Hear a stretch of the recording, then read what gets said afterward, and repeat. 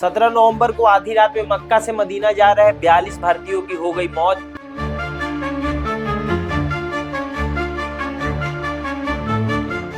कहां गए थे ये सभी और कैसे हुआ ये हादसा। नमस्कार दोस्तों, मैं प्रकाश सिंह और आज की ये कहानी सुनकर शायद आपकी भी रूह कांप जाएगी। सोमवार देर रात सऊदी अरब की एक सुनसान हाईवे पर 42 भारतीय उम्रा यात्री मक्का से मदीना जा रहे थे। ज्यादातर हैदराबाद के लोग घर से दुआएं लेकर निकले थे। वापस सिर्फ उनकी खबरें लौटी हैं। एक बस जिसमें महिलाएं थी, बच्चे थे, बुजुर्ग थे, एक आस्था की यात्रा जो राख में बदल गई। रात करीब 1:30 बजे मोहरास के पास उनकी बस डीजल टैंकर से टकराई। टक्कर इतनी भयानक हुई कि यात्रियों को संभलने का मौका भी नहीं मिला।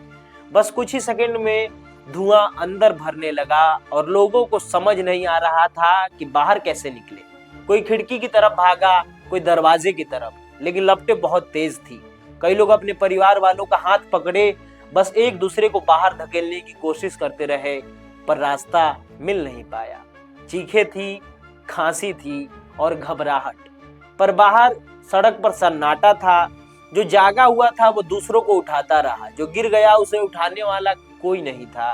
कुछ ही मिनटों में सब कुछ खत्म हो गया और उस रात लगभग 42 जिंदगियों ने बस अपने आखिरी पलों में मदद की उम्मीद की, पर वो उम्मीद कभी पहुंच नहीं पाई। टक्कर इतनी तेज थी कि अगले ही सेकंड पूरी बस आग के गोले में बदल गई।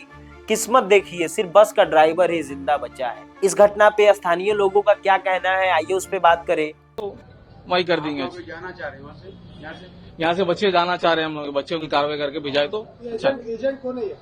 एजेंट क्या नाम? भारत में भी लोगों के बीच मातम का माहौल है। इस पे प्रधानमंत्री नरेंद्र मोदी और बाकी नेताओं का क्या बयान है, उस पे बात करते हैं। प्रधानमंत्री नरेंद्र मोदी का कहना है, मदीना में भारतीय नागरिकों के साथ हुई दुर्घटना से मुझे गहरा दुख हुआ है। मेरी संवेदनाएं परिवारों के साथ है जिन्होंने अपने प्रियजनों को खो दिया है। हमारे अधिकारी सऊदी अरब से लगातार संपर्क में हैं, हर संभव मदद प्रदान की जा रही है। विदेश मंत्री एस जयशंकर ने भी कहा, इस दुर्घटना से गहरा सदमा पहुंचा है। रियाद स्थित भारतीय दूतावास प्रभावित नागरिकों और उनके परिवारों को पूरी सहायता दे रहा है। और इसके साथ ही ओवैसी का बयान भी आया। ओवैसी ने कहा, मैं केंद्र सरकार और खासकर विदेश मंत्री जयशंकर से अपील करता हूं कि शवों को जल्द से जल्द भारत लाया जाए और घायलों को तुरंत मेडिकल सहायता मिले। एक्सीडेंट हुआ जिसमें लगभग 42 लोगों की मौत हो गई है। मक्का में वो प्रेयर करके वापस आ रहे थे और maximum most of the people from the Hyderabad only. ये मुझे भी खबर अभी मालूम हुई है कि हैदराबाद के 2 ट्रैवल एजेंसी, एक fly zone tours and travels और अल मक्का हज एंड उम्रा के 42 हाजी मक्का से मदीना जा रहे थे बस में, और बस को आग लगने से मालूम हुआ कि सिर्फ एक शख्स की जान बची है। कंफर्म नहीं है, बात कह रहे हैं कि पूरों का इंतकाल हो गया। तो मैंने इंडियन एम्बेसी रियाद में जो डीसीएम है अबू मैथन जॉर्ज साहब से मेरी बात हुई और उन्होंने मुझसे कहा कि कौंसल जनरल जिद्दा भी और वो खुद इस पर मालूमात हासिल कर रहे हैं और जो भी जरूरी कार्रवाई करना है वो करेंगे। पर एक सवाल ये है, क्यों इतने बड़े हादसे अक्सर सऊदी में होते हैं? दुनिया ने पहले भी ऐसे कई दर्दनाक हादसे देखे हैं। मार्च 2023 असीर प्रांत, उम्रा यात्रियों की बस पुल से गिरी और आग लग गई, 21 मौतें। 2019 मदीना रोड बस हादसा, मदीना के पास बस और एक भारी वाहन की टक्कर, 35 लोगों की मौत।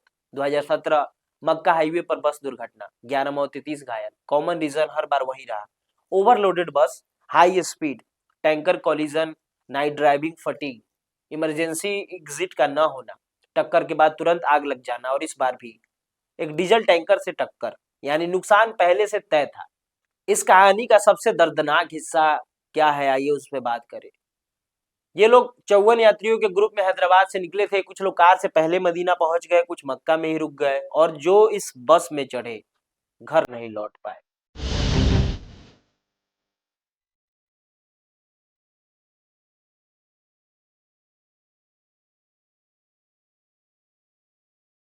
दुनिया में बहुत से हादसे होते हैं, पर कुछ हादसे से जिंदगियां नहीं लेते, पूरे परिवार को खाली कर देते हैं। मक्का मदीना हाईवे पर जला वो धधकता हुआ लोहे का ढांचा सिर्फ एक बस नहीं थी, वो 42 घरों के सपने थे जो उसी आग में झुलस गए। मैं प्रकाश सिंह और आप देख रहे थे नेक्स्ट जन ब्रॉडकास्ट, जहां हमने आपसे साझा किया 42 टूटे हुए घरों का दर्द। और यह हादसा सिर्फ आंकड़ों की कहानी नहीं थी, ऐसे वक्त में हमारी जिम्मेदारी सिर्फ खबर दिखाना नहीं, सच को वहां तक पहुंचाना है जहां से बदलाव शुरू होता है। अगर आपको लगता है कि ये आवाज दबनी नहीं चाहिए तो इसे आगे बढ़ाइएगा। जुड़े रहे नेक्स्ट जेन ब्रॉडकास्ट के साथ, क्योंकि नेक्स्ट जेन ब्रॉडकास्ट का एक ही मकसद है, वो बातें कहना जिन्हें कहे जाना जरूरी है। धन्यवाद।